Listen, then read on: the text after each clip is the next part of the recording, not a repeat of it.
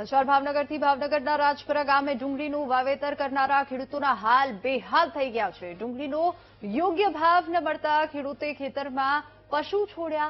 10 વીઘાના પાકમાં પશુને છૂટા મૂક્યા અને બજારમાં ઉત્પાદન જેટલું પણ વળતર ન મળતું હોવાનો દાવો થઈ રહ્યો છે।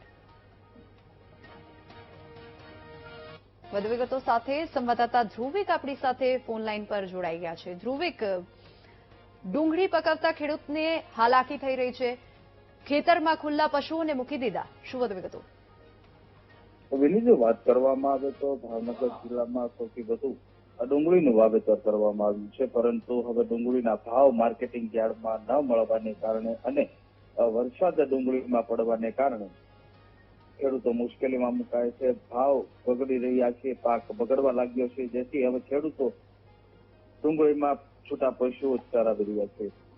રાજપરા ગામમાં એક ખેડૂત છે, તેઓએ 10 વીઘાની ડુંગળીનું વાવેતર કર્યું હતું। હજારો રૂપિયાનું દવા, બિયારણ, ખાતર, મહેનત એ બધું કર્યું હતું, પરંતુ આખરે ભાવ ન મળવાને કારણે ખેડૂત મુશ્કેલી મુકાય છે। ખેડૂતોનું કહેવું છે કે ડુંગળીના ઓછામાં ઓછા 500 રૂપિયાથી 700 રૂપિયા સુધી ભાવ હોવો જોઈએ, અથવા સરકાર દ્વારા ડુંગળીની ટેકાના ભાવે ખરીદી કરે તો ખેડૂતોને કંઈક વળતર સમાન થાય એવું લાગી રહ્યું છે। જેવી નહીં એટલા માટે ખેડૂતે પશુઓ ચરાવી દીધા છે।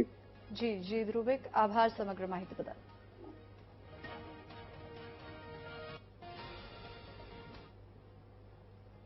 આ તરફ